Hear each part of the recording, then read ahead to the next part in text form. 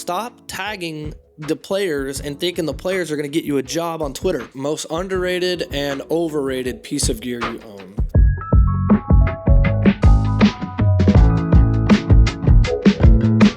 I'll just start with the big question everybody wants to know, and the one that I got asked the most, which was how to get retainer clients. And this is both for people who have a 9-to-5 job trying to get retainer clients, and then for people who are doing freelancing and also trying to get retainer clients. So starting the content agency that me and my wife have done has been pretty rewarding. It's also been a decent amount of work, and more so on her than it is on me. And I think the biggest piece of advice I can give you is make sure you understand how to watch the market, understand how to chase trends, how to apply it to the client you're trying to sell on, and learn how to read analytics. We actually almost just lost a client because they felt like they weren't getting enough out of what they were paying until we showed them the analytics. We showed them that everything was up by sometimes 2 to 3x. Their impressions, their follower count, and even their leads. And because of that, they stayed with us. The numbers don't lie. So as far as finding clients, you're gonna have to break out of your shell and just do some cold calling,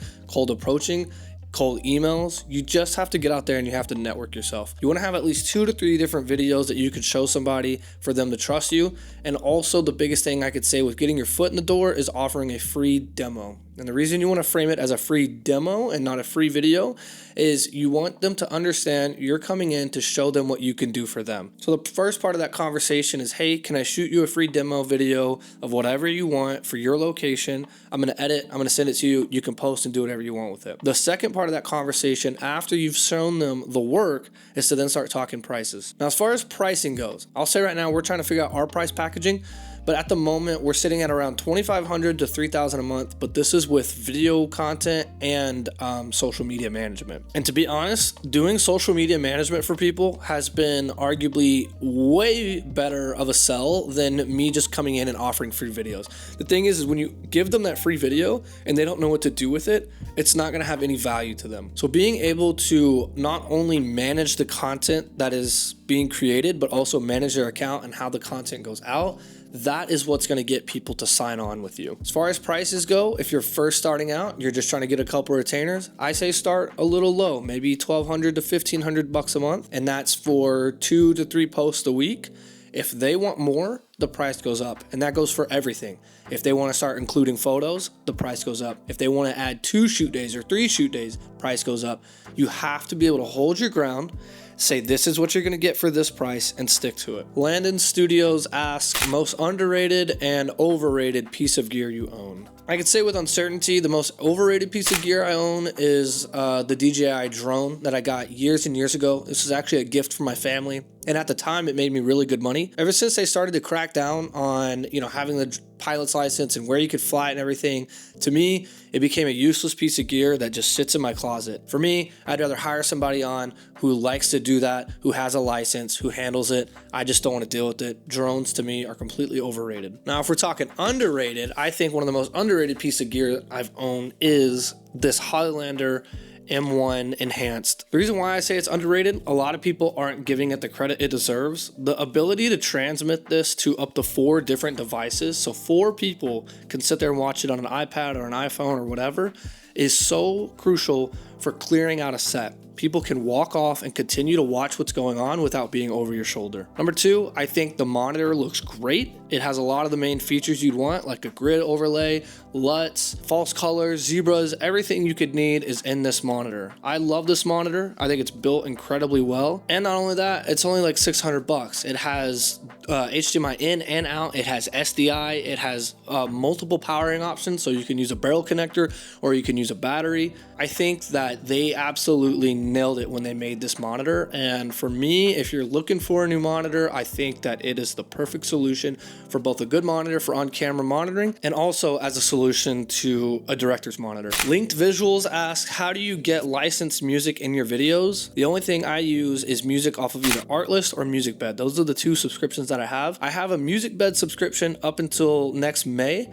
Once that's up, I'll be canceling that and I'll be going straight to Artlist. And the reason why is not because I don't think MusicBed has good music. In fact, I think they have great music. They're just really expensive for what they're offering and the price point that they're at versus what Artlist is offering and the price point they're at. It's really, really difficult to beat. Artlist has overlays and sound effects, and now they just added LUTs and motion graphics. You have music, you have stems, you have literally everything you need. Artlist came through and absolutely crushed it when they decided to become the one-stop shop for creators. I genuinely think that Artlist is the best bang for your buck. To answer your question, that is where I get my music, Artlist and MusicBed. Colin Jung asks, what's a dream project / role you have? For me personally, a dream project that I have would be to have like a 4 or 5 man crew and to be able to document a really cool international esports event. So let's say an event goes to like Japan or Iceland or something crazy like that. Being able to be the media company that documents the whole story, gets to tell the story of the location that they're at, the culture of it, how the event plays out, all the teams, everything like that. That would be phenomenal to be able to do something like that. Scene Matic asks, how do you battle self-doubt, especially when shooting things you never did? That's a great question. I talk about imposter syndrome a decent amount, and it's tough. It's tough sometimes to convince yourself that you are the guy that should be doing the job. It's very important for you to have trust in yourself and your abilities. And I've been there. I'm still there. It's very difficult at times when you get a shoot or a job that is bigger than you and you don't see in yourself what the person who is hiring sees in you. I'm dealing with that literally right now. I have a shoot coming up in January. It's going to be international for an esport event, and I tell you, I am completely stressed about it. I have to put together everything. The team, this is my first time dealing with like a proper budget, having to book flights, having to come up with the media ideas, having to, book the crew. Really surround yourself with people that build you up and help you out, and just continue to invest in yourself, because that's the only way you're ever going to believe in yourself, is if you can prove to yourself that you can do it. Kiernark says, should I move to Texas? My city isn't popping with jobs. That's tough. I don't know what city you're in, for one, but two, it's anywhere you go, you're going to have to put yourself out there and do the work. Like Dallas is popping, but there's still times I'm looking for jobs and work, and it just takes time and patience to get yourself out there, meet the right people, and establish some kind of reputation where people are coming to you to hire you. Directed by AP says, since our time in Mexico for R6, which was probably about 3 or 4 years ago, how much have you and your style of shooting has changed? I don't really know that it has changed as much as it has just kind of sharpened. I still relate to that style. I love a grungy style. I love things that have lots of film grain. I love things that just feel very gritty. And I know specifically when I was shooting that Mexico major documentary, I was going for that. I wanted everything to feel gritty. I wanted it to feel like you were in the room with them. And I remember one thing that I did that I still love to this day, and I still do whenever I get the opportunity, is when I did the interviews for the players, we did it in the scrim room that they're in. So every team had their own scrim room. And instead of clearing out the room or finding another place to do it, I basically just set them in the middle of the room, and everybody around them continued to play games, watch YouTube, scrim, whatever it was.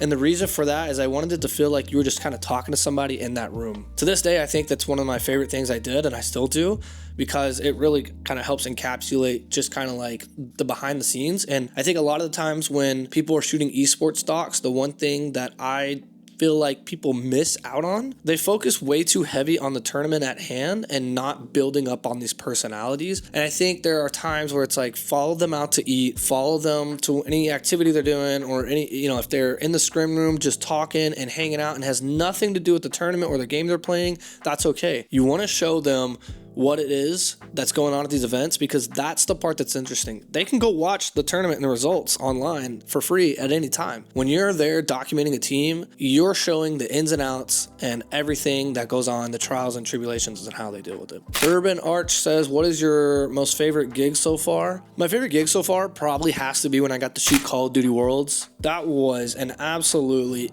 energetic and insane event. Like, I have never shot an event like that was that hype. That was so much fun to shoot, and being the guy who gets to be on stage right there shooting, everything that's going on was so much fun. So I hope I get to do it again next year. And I actually just got a text the other day that is hinting towards maybe shooting some stuff for Call of Duty next season that I'm really excited about. Real Night Sky says, what are some ways I can start improving my camera work? Last year, I kind of went through this where I felt like I stagnated and I wanted to improve. I ended up going on Instagram, and my feed for Reels was kind of tailored to like creative work. And I went on there. Anytime I saw something cool that somebody did, I copied it, or I saved it to like a board and used it for inspiration to do something else. Different lighting techniques, different shooting techniques. And for me, I feel like this greatly improved my ability to shoot and light, because you can watch videos and do courses all day long, but until you get in there and start practicing the techniques, you're not gonna be able to like put pen to paper. It won't make sense until you get in there and do it. So for me, I think if you're trying to improve your camera work, just start copying people. There's a book that I recommend every artist read, and it's called Steal Like an Artist. It's super short. I think it's like 90 pages long. Give it a read.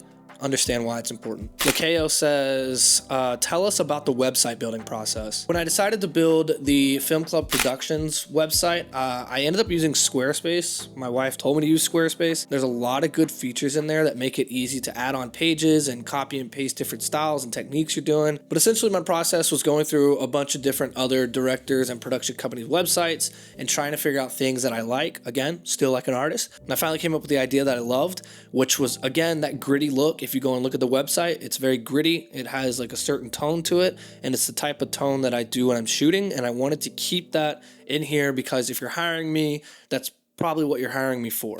If you had to start over, how would you start and what camera would you buy? That's obviously a tough one for the buying camera part because it kind of depends on your budget. For me, I'm going to be biased to Sony, and I'm going to say, if your budget's, around $1,000 or so, try to find like a used A6500, maybe the ZVE1.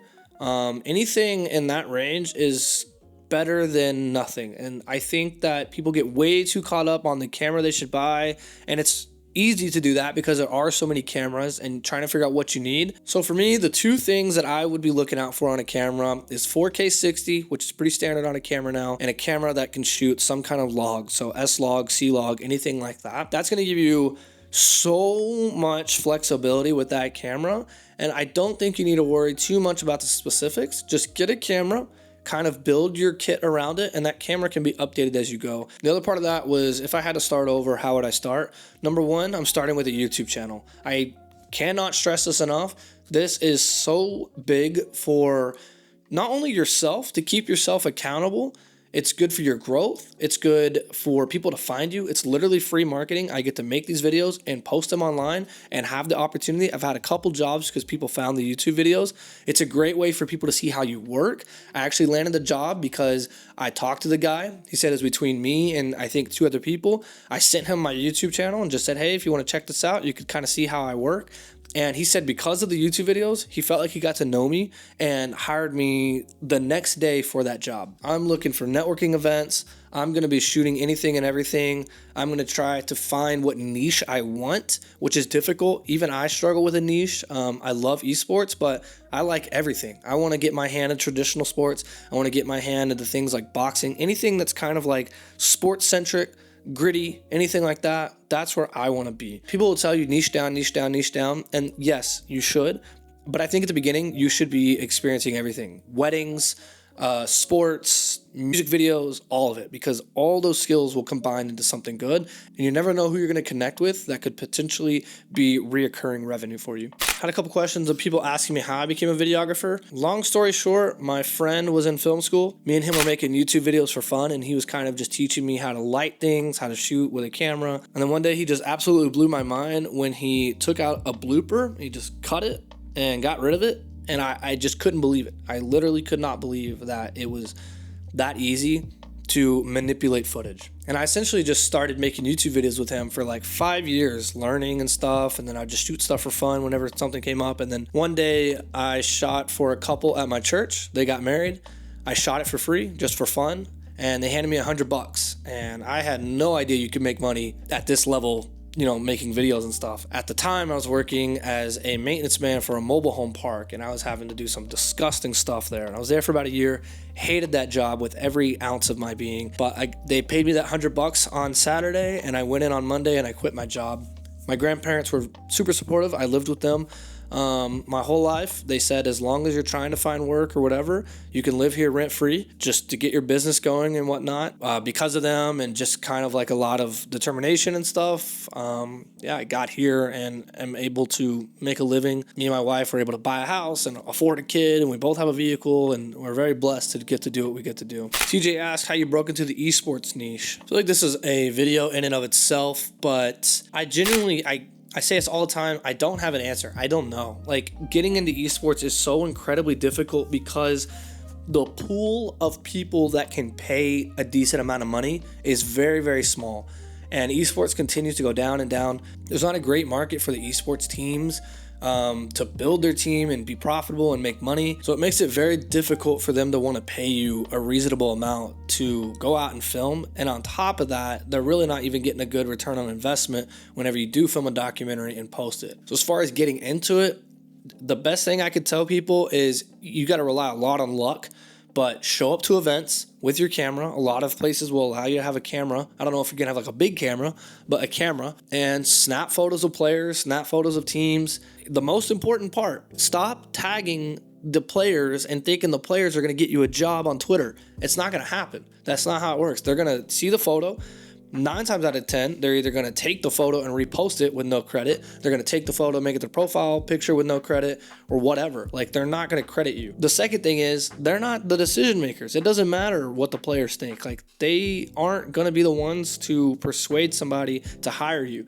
You got to get in with the managers. Getting with social media managers is very important. They can help kind of persuade somebody to hire you based off the fact that they need content to cover an event. I don't think it's something that you can, like, even I couldn't just sit here and rely on esports all year. It is a big chunk of my money, but it's not enough to just cover my living. So I really don't have a great answer. I think it's one of those things you have to have as secondary and hope that you get into the right spot with the right people and everything and, make your mark. That's going to wrap up this video. There was a lot of questions, way more than I thought, so I didn't get to them all. I'm very sorry. If you have any questions, leave them in the comments. I'll try to get to them as best as I can. And if you see somebody ask a question that you have the answer to, feel free to answer it as well. The community grows with itself, so let's all try to support each other and help each other out.